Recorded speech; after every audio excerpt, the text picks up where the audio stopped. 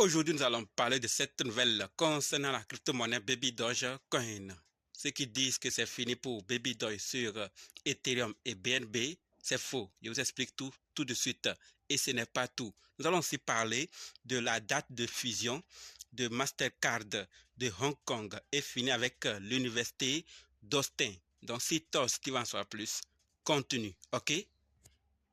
Salut, ici c'est la chaîne crypto-monnaie et investissement et sur cette chaîne parlons de deux thèmes, les crypto-monnaies en général et quelques business en particulier. Alors si ces deux thèmes vous intéressent, n'hésitez pas à cliquer sur s'abonner, activer la cloche de notification pour ne rien rater toutes les vidéos d'urgence et prenez place car il y a de la place pour tout le monde, y compris vous, quelle que soit votre position géographique, ok? Mille merci à tous ceux qui sont déjà abonnés, qui me des commentaires et qui partagent mes vidéos. Grâce à votre contribution, nous sommes déjà à plus de 7200 abonnés. Je vous dis merci du soutien. On va dans le but. Mais oui, on n'a pas cliqué sur s'abonner, c'est fait. Ok, c'est...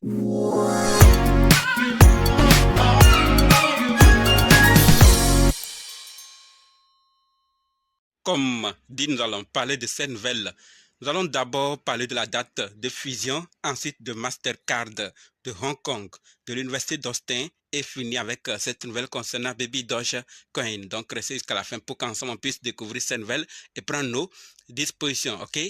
Par rapport à la date de fusion, nous parlons ici de la fusion entre Fetch AI, Singularity Net et Océan Protocol. Vous vous rappelez qu'on avait annoncé qu'ils vont se fusionner. Alors, la date de fusion est enfin annoncée. On nous dit que Fetch AI, Singularity Net et Océan Protocol fixent la date de la fusion de l'alliance de super intelligence artificielle au 13 juin 2024. Donc, dans quelques jours, la fusion aura lieu et on aura bientôt l'existence de l'Alliance de super intelligence artificielle.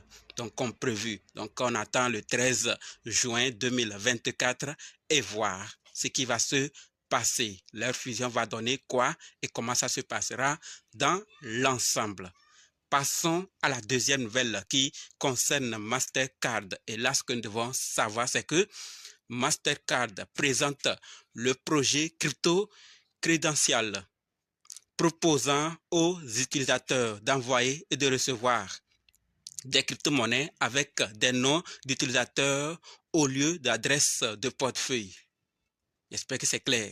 On nous dit que Mastercard présente le projet crypto-crédential proposant aux utilisateurs d'envoyer et de recevoir des crypto-monnaies avec des noms d'utilisateurs au lieu d'adresse de portefeuille. D'accord? Mastercard Crypto Credential donne l'assurance que l'utilisateur a respecté un ensemble de normes de vérification et confirme que le portefeuille du destinataire prend en charge l'actif transféré. Donc, tous ces détails-là, Mastercard, on parle d'un géant dans la finance qui est en train maintenant de travailler avec la crypto-monnaie depuis, ça a été annoncé, ils travaillent maintenant, ils sont en train, lentement, mais sûrement en train de venir un à un et se procurer de ces avantages des crypto-monnaies puisqu'ils voient qu'il y a certains clients, certains utilisateurs qui en ont vraiment besoin, qui sont en train de quitter ou qui veulent vraiment aller vers d'autres sources ou d'autres institutions qui travaillent avec la crypto-monnaie et le monde, la finance traditionnelle. Donc, eux aussi ont vu qu'il faut venir travailler avec pour faciliter, pour rendre facile la vie de leurs utilisateurs afin que tout le monde puisse être à l'aise.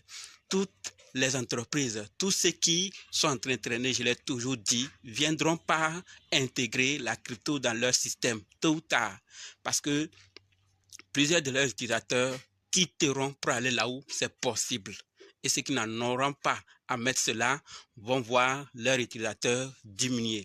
Mastercard fait cela pour faciliter ses utilisateurs. Maintenant qu'on est informé, on va aller parler, voir ce qui se passe à Hong Kong. Et par rapport à Hong Kong, ce que nous devons savoir, c'est que Hong Kong exclut officiellement tous les échangeurs crypto sans licence. Donc, après d'autres pays, c'est Hong Kong maintenant qui exclut officiellement tous les échangeurs crypto sans licence.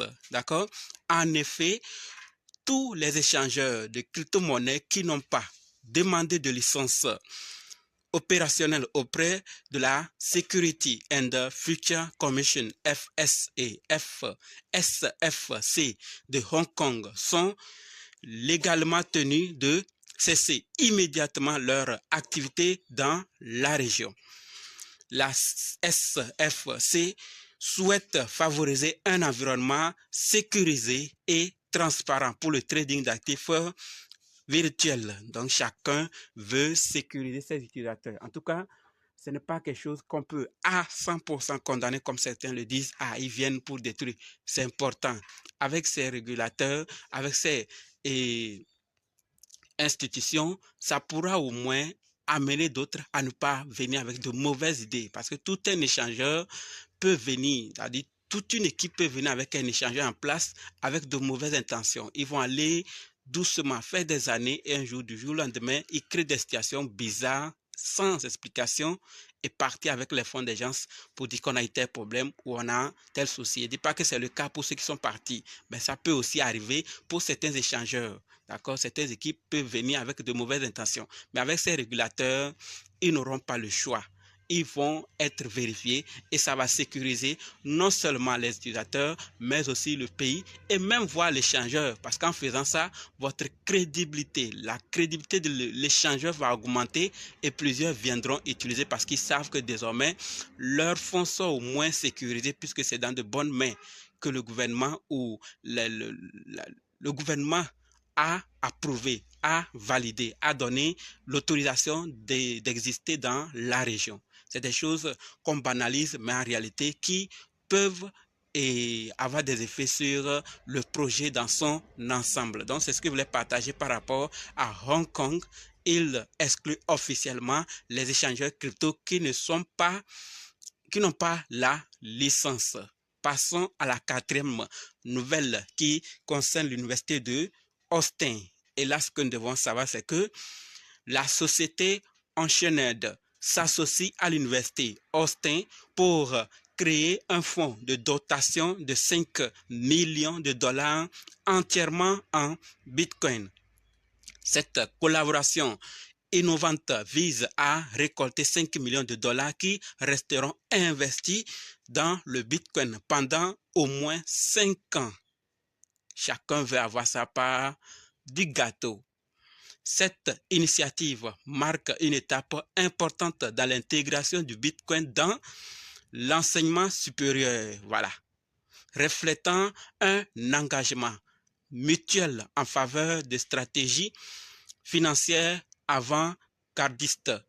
D'accord? Donc les gens sont en train de venir, ils ont compris qu'en payant et garder quelques années, il y a quelque chose qu'on va avoir plus que dans la finance traditionnelle ou que dans d'autres systèmes de finance. Donc, ils vont créer ce fonds et déposer ça en Bitcoin pendant 5 ans. Nous avons vu plusieurs entreprises qui ont décidé de mettre leurs bénéfices, leurs intérêts dans du Bitcoin, dans certaines crypto-monnaies. Et ce n'est pas aujourd'hui que d'autres vont encore dire, mais il y en a qui sont en train de critiquer. Mais comme je le dis toujours, on n'a pas la certitude que s'ils investissent ou pas. On n'a pas accès à leur portefeuille, donc on ne peut pas à 100% croire. Ils vont venir dire, nous avons vu ici le nombre de fois que Bitcoin est mort. On a dit c'est mort, c'est mort, c'est mort, le nombre de fois, mais il vit.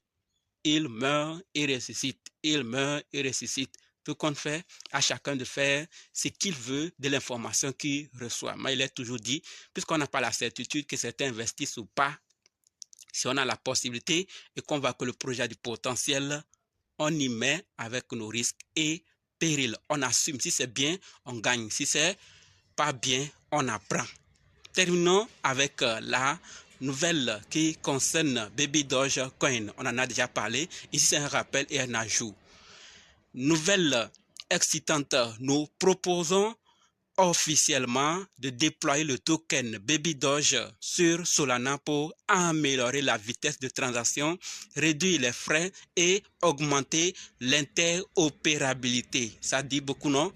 On avait parlé de la vitesse de transaction qui est déjà à plus de 65 000 TPS et les frais peu élevés, 0,3025 $ par transaction, valeur totale verrouillée 4,75 millions de dollars, nombre d'utilisateurs, 1 million d'utilisateurs actifs, volume chaîne BNB et Ethereum dépassé.